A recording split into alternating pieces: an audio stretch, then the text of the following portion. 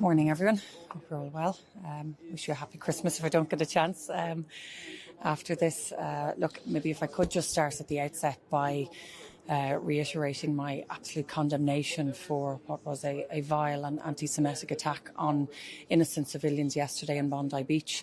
I want to offer my sincerest condolences to all of the families who've been impacted and to the entire Jewish community. I'm very conscious of the impact that this will have on many members of the community, not least at home in Ireland.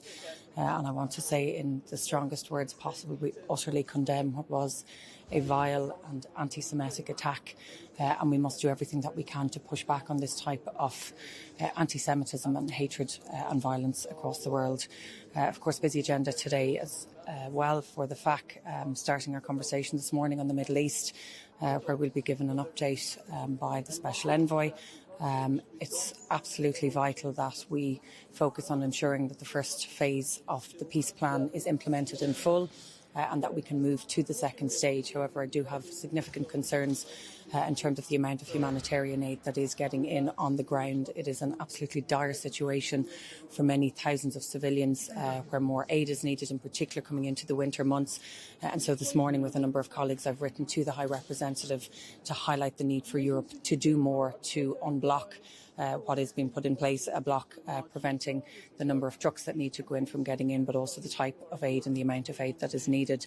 In terms of our conversation on Ukraine, again, we are at a critical juncture. It's very welcome to see significant conversations and engagement that's happening between Ukraine and the US, and in particular today in Germany, where Germany will host a number of heads of state to further those discussions. It's absolutely vital that an agreement can be reached and that a ceasefire can be put in place, again, particularly coming into the winter months, the challenging situation that so many citizens in Ukraine find themselves in.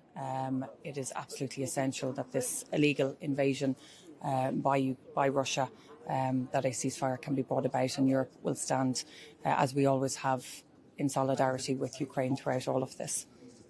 Just on the Ukraine reparations loan, Belgium is kind of holding firm in opposition. Some other countries, Italy and Bulgaria, have come out kind of a little bit against it as well.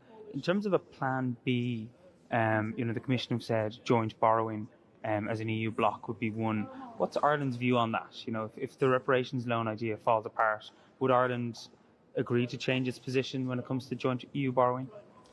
I think the first and most important thing to say is that European leaders gave a very clear commitment that we would support and provide financial support for Ukraine. It's absolutely essential that happens, and our preference has been, I think, for some time now, the reparations loan. I think it's very welcome, the legislation that was passed last week that essentially stabilises the immobilisation of these assets, and we believe that this is the best way forward. Of course, we have to listen to colleagues' concerns. And those conversations, those engagements are happening at an official level throughout the week, and obviously leaders will make a decision later on this week. From Ireland's part, we have been committed to providing financial support in whatever way we can to Ukraine as well. And obviously with the recent visit by President Zelensky only 2 weeks ago, we further committed essential funding to support the restructuring and the investment in their critical infrastructure throughout the winter months, but also towards non-lethal military aid. So we are committed to not just ourselves, but working with European colleagues and identifying ways in which this can be provided. But the reparations loan is the way that we see that is best moving forward. Without Belgium, I know it's technically possible because you need QMV, but in your view, is that a politically possible option? I think it's really important that we work together, and I think it's important that we work through any concerns that colleagues would have. Again, I think last week's legislation is an important step in moving in that direction with the immobilisation and the stabilising of those immobilised assets. But of course, we need to work through the issues with colleagues this week. But again, that remains our preference, and we believe that that's the best way forward in providing financial support that is so badly needed. Minister, on your other brief, deal on Mercosur trade deal seems to be a little bit kind of on the rocks at the moment. Has Ireland made up its position yet on this, or will you wait for France and maybe Italy to do so first before you do? I think we've been very clear on the concerns that we have had in relation to Mercosur, in particular for our beef farmers. We have always said that we will work with like-minded countries on these issues, and we are working through and we are assessing the situation at the moment. We don't have a date for a vote. We're not clear when a vote may or may not happen, whether it's before or after Christmas, but we'll continue to work with colleagues and work with like-minded colleagues on the concerns that we've raised and we've consistently raised throughout this. Would it suit if there was a delay on Mercosur, like France apparently does want? Well, look, what we don't know is whether or not there is a majority of QMV in moving forward here, and so we'll continue to work with colleagues. We have to assess the situation, and without sight of when a vote is, we'll just continue to engage with colleagues on this. So the Trump administration appears to be hostile to the idea of Europe using the immobilized assets because they have their own plans for where those assets should be channeled. Would you be concerned if member states are coming under some kind of pressure from the Trump administration to block this particular idea?